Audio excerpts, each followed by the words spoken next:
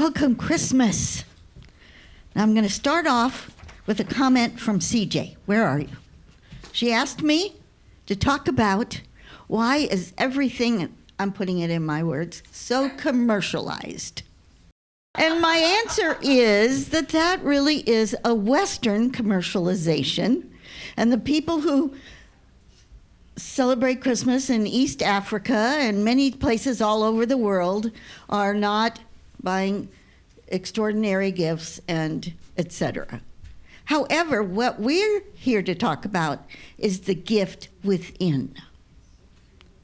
And we can watch all those commercials, we can listen to all those people, and we're here to talk about the sacredness of Christmas and a sacred birth. Not 2,000 years ago, not 4,000 years ago, the birth within us, the renewal, the awakenings, the new insights, and the new understanding of my spiritual journey. For me, Christmas as a kid was not a good time. My parents always fought over the Christmas tree. It was too tall, it was too little. My mother wanted a white flocked in the 50s. Now this was beyond our financial experience at the time, and she went and got a flock tree, so you can imagine how that Christmas went. Many years there was a fight over whose family we would go and visit. So I didn't have happy memories of Christmas. However, I still loved Christmas for the connections with people, my family, my friends, my classmates. So I want to remind us today about what just happened last week when we had this room filled with furry things. We had every kind of furry animal in this room that you can imagine. And they were delivered to their appropriate place this week, and I hear CJ's truck was part of the delivery, and Diane Moscow went and got the bags that you put at the dollar store that you put bikes in, and we filled several of those, and many of the stuffed animals were big this year. So yay, yay, yay. That's the spirit of Christmas, giving to children who would not receive a gift. Also, just thinking of our Christmas family and what this spiritual community did in co-creating bunk beds. These children were sleeping on the floor. They were sleeping on the floor. And the father was afraid to ask. That is the spirit of Christmas. That is the spirit of Christmas. So as we move beyond that, I came upon a new word. You may not have heard of it. It was created in the 1990s. It is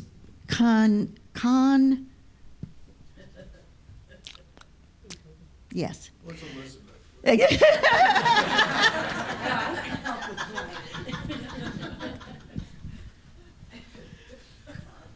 Here we go. Conflicity. And conflicity means being happy for someone else when they have joy.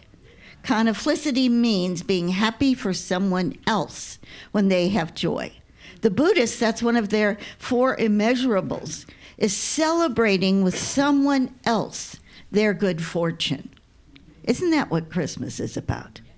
Celebrating with each other your good fortune. That expands the concept. Now we know Christmas, the story was written hundreds of years after it happened. The times were changed, the places were changed, the people were changed, everything was changed, and it's still a great teaching story.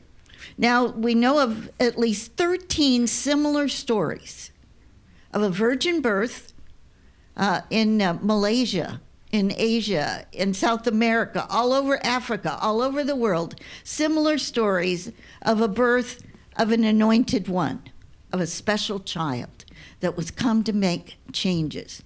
So we know this story is more historically than a story. It is not a Christian story, it is a universal story. historically, it is a universal story. Now, to me, that makes it so much more exciting. So much more exciting how this story, how this idea, how this concept came about all over the world thousands of years ago. This wasn't 200 years ago, and it wasn't for a Disney movie. It was an action that people felt inclined to share. Now, maybe they enhanced it a little bit. Maybe they enlarged it a little bit. As I said, changed the time of year because the time of year, they moved the story of Jesus to the winter because the people of Jerusalem and that area were used to the winter solstice, and they had big parties. So they put those two together, the birth of Jesus and winter solstice, and it became a large event. So it's a metaphysical story, it's a metaphorical story, and it's a mystical story. It's a story that you can expand and that has traveled throughout the world for thousands of years, and we still talk about it. Now, that to me is a good mystical story because it's a deep story. It has wisdom in it. It has wisdom for everyone. To me, that wisdom is that each one of us is the child. Each one of us is here to bring peace. Each one of us is here to bring light. Just think about that. Am I here to bring peace? Am I here to bring light? Am I here to bring love to the planet? Oh, me? She's not talking to me. She's talking about the person next to me or the person outside on the road, because that's not my job. I'm not here to bring peace. I'm here to make money, or I'm here to have a family, or I'm here to do this, or I'm here to do that. Yes, those are our physical human things. What is our spiritual role? What is our spiritual journey?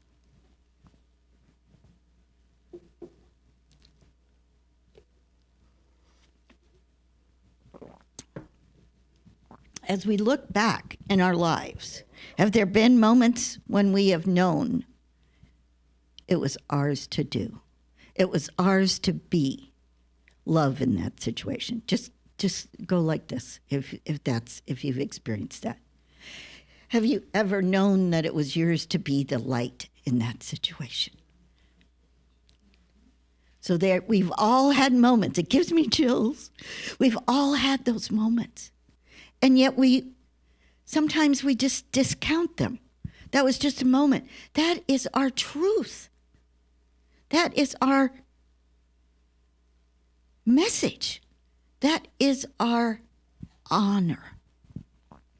I read years ago about a professor from East Africa who was teaching at Boise State. And the students loved him. And they loved the story that he would tell about his childhood home in East Africa when, in the evening, someone would say, "Hold the light." And that meant they were all to work together. Now, they lived in a home, his family, or a group of families, and they would put the bedding down. Because it had gotten dark outside, they couldn't see. So they would hold the light up. Have you ever held the light for another up? Yes, we all have. We all have. Hold the light up is unity of Salem, Salem unity, holding the light up. Yes, for others. Is our unity tradition holding the light up? Yes, we are. We see everyone as equal and honorable and a spiritual being. So this is a time in the world when we need to hold the light up. Would you agree?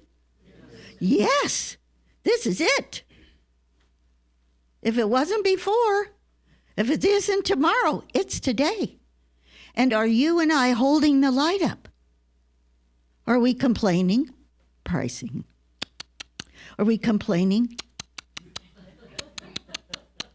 There's 3 in the back that admit. Are we looking for wisdom? Are we looking to criticize? Okay. Am I looking for wisdom? Am I looking to be critical? Well, usually both. Usually we're both. Could we shift to holding the light? I am a light bearer. I am a light bearer. Years and years ago, when I first started holding retreats, now I was in my 30s. I didn't know what I was doing. I have to be honest with you. And I would take people on retreat and I'd just kind of make it up because I didn't know. I didn't know how to do it. And we would go up to Silver Falls and have a big retreat. And we would they brought a huge log in. Huge, beautiful log. And we would fill that log, cover that log with candles. And to me, that room became an ancient room. There was so much light in that room. You couldn't deny it. It was sacred.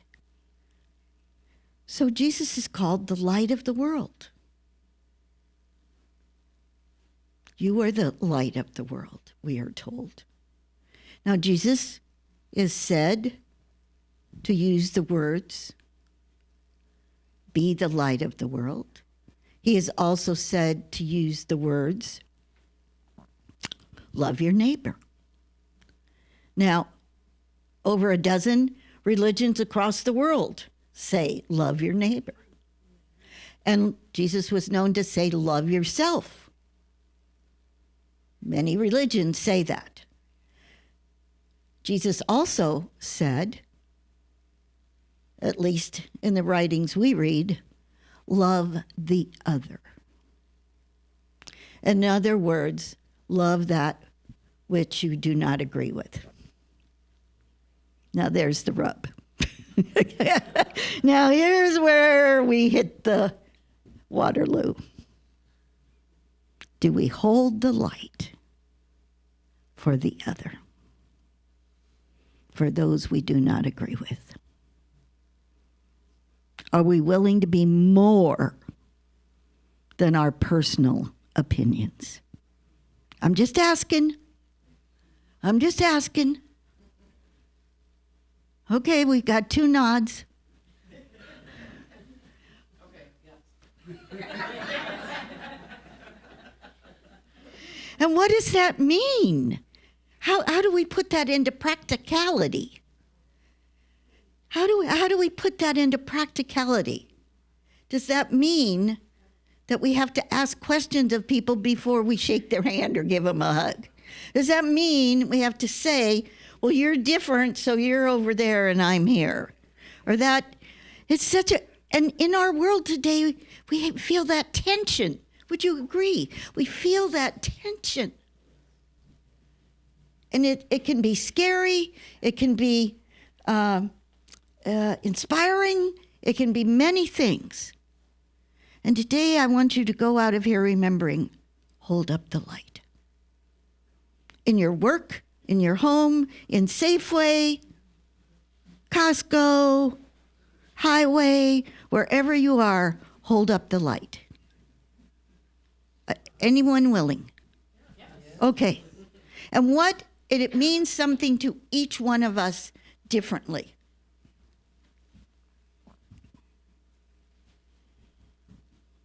So we're sending blessings.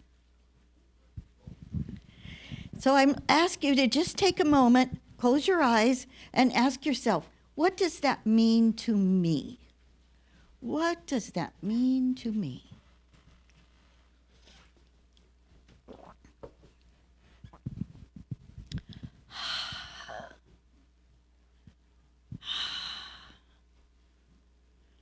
What does it mean to hold up the light in my life? Where do I see myself doing that?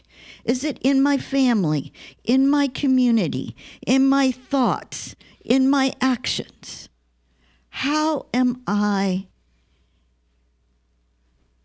congruent with holding the light? Because I'm holding the light for another. I'm not holding the light for myself.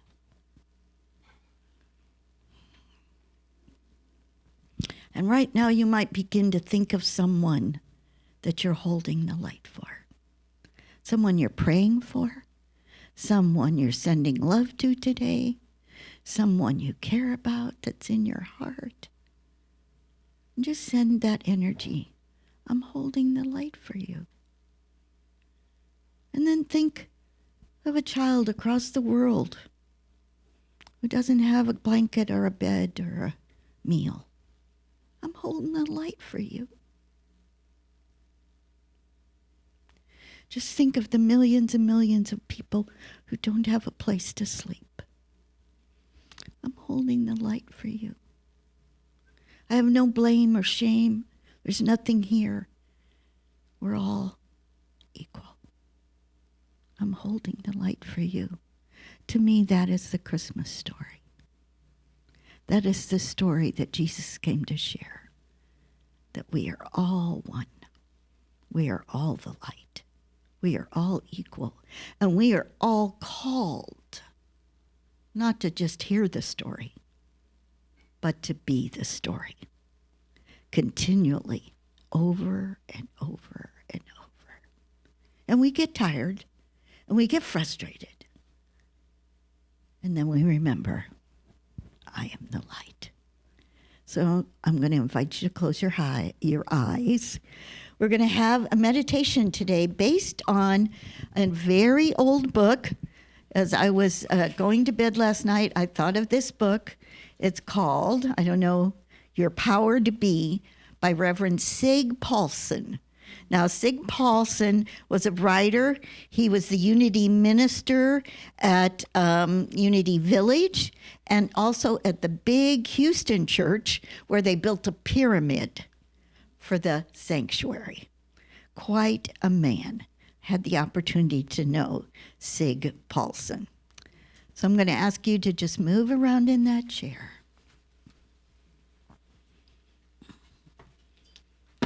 Feet flat on the floor. Shrugging your shoulders.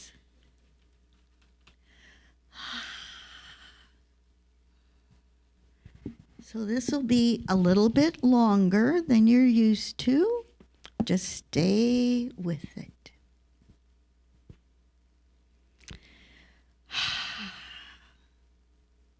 And as you hear these words, you may have your own insights, your own ways of hearing these words. I am the power to be. I am the power to be light. I am the power to be faith. I am the power to be understanding. I am the power to be love. I am the power to be wisdom. I am the power to be joy.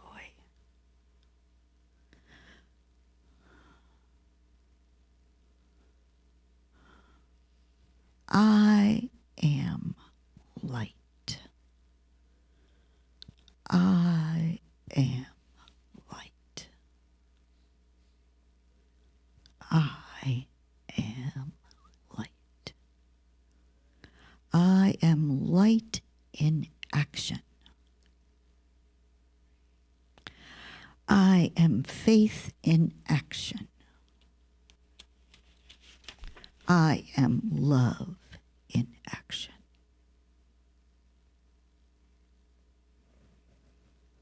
I am light.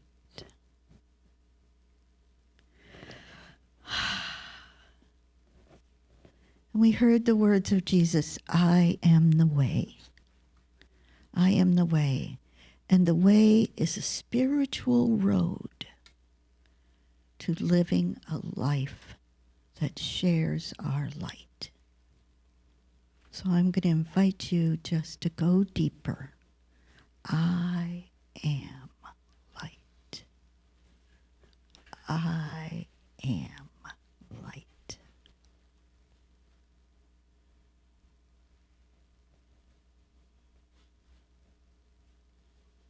I am holding the light. And begin thinking of the times and the places and the situations where you are holding the light. You're holding the light at Unity of Salem. You're holding the light in your work, in your family, in your neighborhood. We hold the light. We hold the vision for a world where there is equanimity.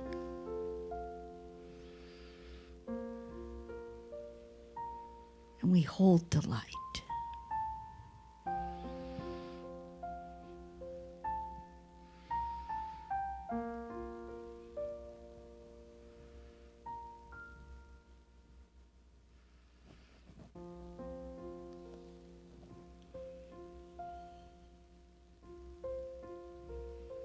See yourself on a journey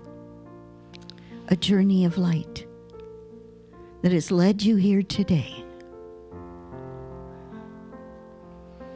that has reminded you you are holding the light.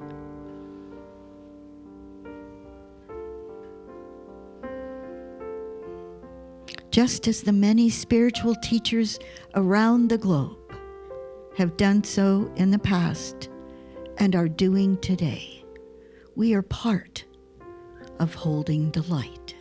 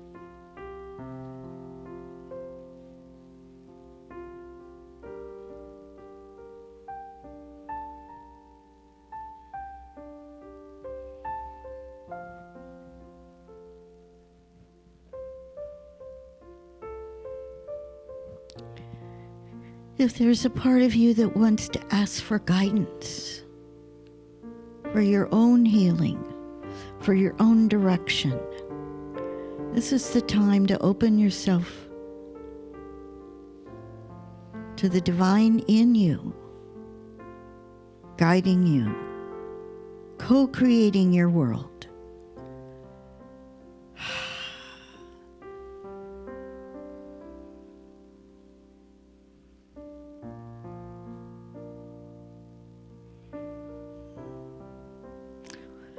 We might call it intuition or setting an intention.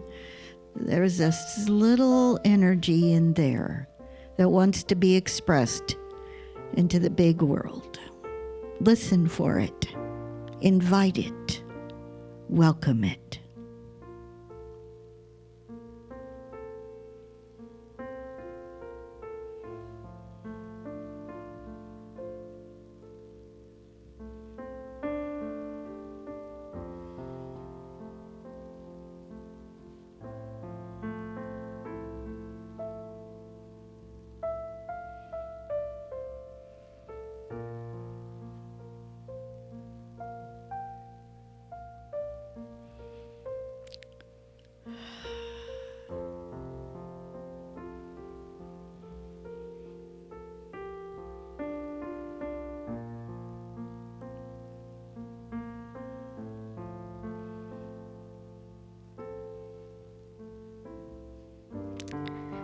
And now we come to the place of gratitude. Gratitude for this time, for the journey within, for the energy, the wisdom, the light.